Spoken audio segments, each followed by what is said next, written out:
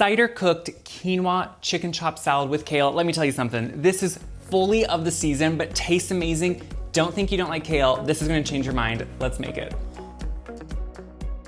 So really, this is a chicken chop salad almost in a sense, but it has quinoa. It uses kale from the garden. We're gonna make sure the kale is not tough. I have a way to make sure it's getting softened. And we're also going to do something unique and make it more seasonal. So I have apple cider, 100% apple cider, coming to a simmer on the stove. We're actually going to cook the quinoa and the apple cider and poach the chicken at the same time in it. So cider is sweet. It has a little bit of more of a nuance with sometimes a little bit of a tart apple flavor in there too, which has a nice balance to it. And what it's gonna actually do is impart that sweetness on the quinoa, also a little bit on the chicken, and the chicken juices as they poach in it will actually go into the quinoa, work together, flavor everything all together. That's really the important part. What I have here is 2 chicken breasts. I'm gonna make sure they're well seasoned with salt. And then that salt's gonna be what flavors our quinoa too, instead of just salting the liquid. And then some black pepper. So it's pretty simple. Now, yes, you could roast these separately. My thing is, how do we make kitchen time more enjoyable, less work, less cleanup, put things more together when they're cooking? So I know not everyone thinks, I don't want a kale salad. This one might change your mind. It has a lot of flavor, has a lot of oomph to it, and that's what I love about it. So if we check our cider, it's boiling, and it's just the same as if you would use water. It smells really good, by the way. We're gonna dump in our quinoa. And guys, I know this might be a new one for you, but it really is something I've come to enjoy. I'm just gonna make sure that quinoa is mixed up in the cider, and then right on top, we're just gonna nestle our chicken breast. And so that's gonna poach while the quinoa cooks. It's unique, but let me tell you, it's good. So the chicken's just about done, and I am actually getting the kale ready now. So my kale is right from the garden, and yeah, sometimes when you grow as organically as you can, you're gonna get little holes in it. You wash it and you use it. Don't be scared of those. Or if you go to a market and it's not perfect, that's okay. Food isn't always meant to be perfect, but it still tastes wonderful. So I'm chopping this up, and now I think the one thing a lot of people don't like with kale is it can be toothy, can be really tough, and they don't like that. It can be bitter. So we're gonna counteract that in a few ways.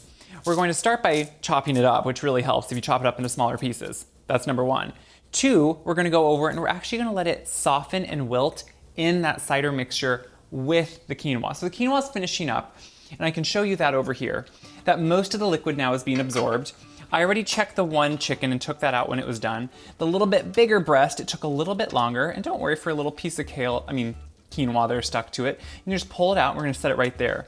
So you can see this is just about done, and how you know it's done, you can 1, try it, but 2, you'll see that most of the liquid is being absorbed, and that's gonna let it then fully finish. So in the next couple of minutes, as it's finishing, soaking in all that cider, I'm gonna throw in this chopped up kale, and this is now gonna wilt with that quinoa, and that's gonna actually take more of the bitterness away. It's gonna take the toughness away, and we'll make a dressing, we'll put this all together. It's gonna be delicious. So it only takes a few minutes for that kale to wilt down, and you can see it actually gets a little bit darker, and that's kind of the point, is you just want it to be this little bit darker kale, and it's wilted, it's softened, and it's easier and not as bitter.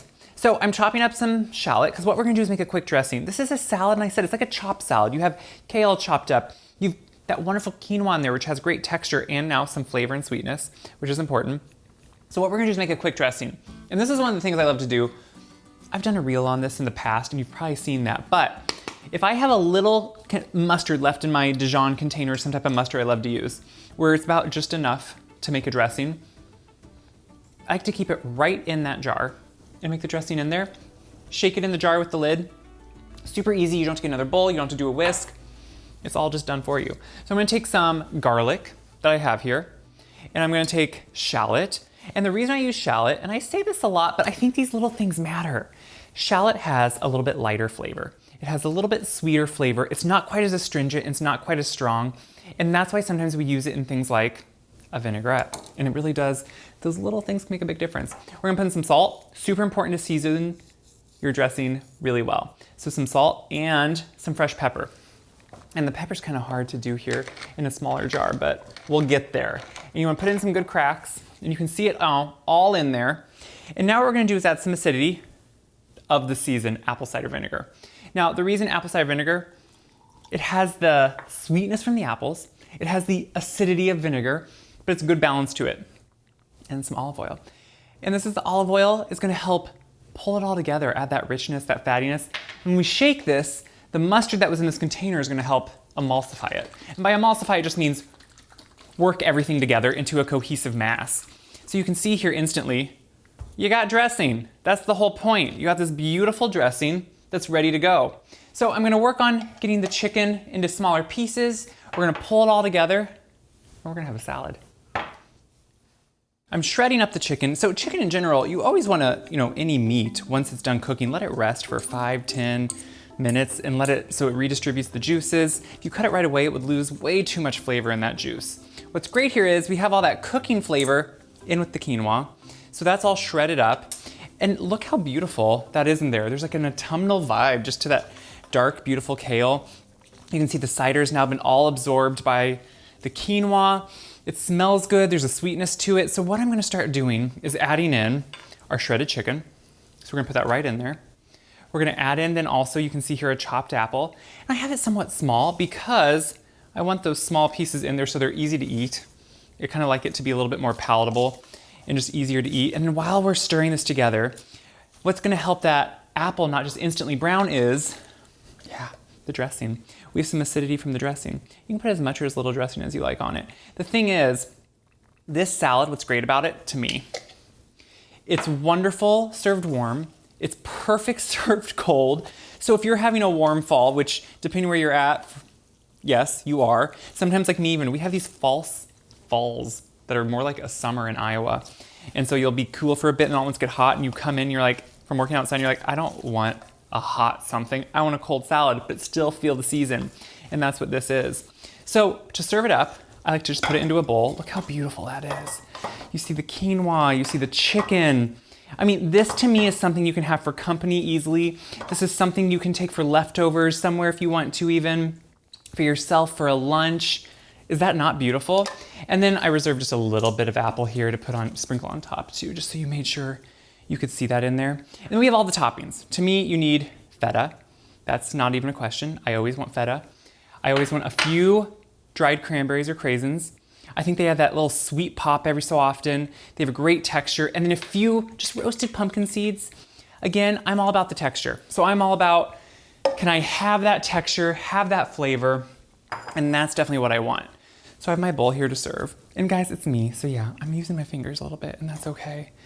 And then as we come in here, it has everything I want on it. It's like a full, complete meal. It's wholesome, but it's also just delicious. Wilted kale with the chicken. That's what I love.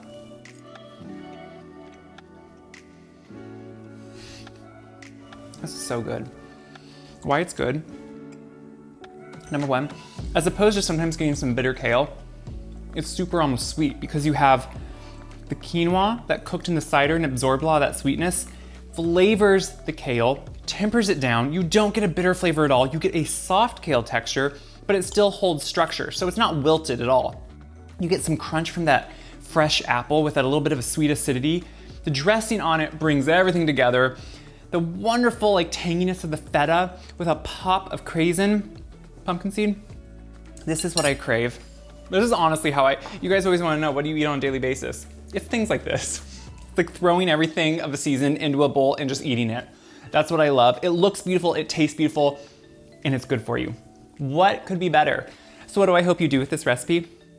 I hope you enjoy this season. I hope you make this food. I hope it brings people together in your life, whether it's your family, yourself, your friends, your loved ones, whatever it is, and share it around. When you share these videos, yeah, it helps me, but guess what? It helps other people see good food is doable. It is easy to make at home. If I can do it, anybody can do it. Check my website, wiseguide.com, for this recipe and so many other recipes. They're all on there and they're easy to make. Until next time, have a salad.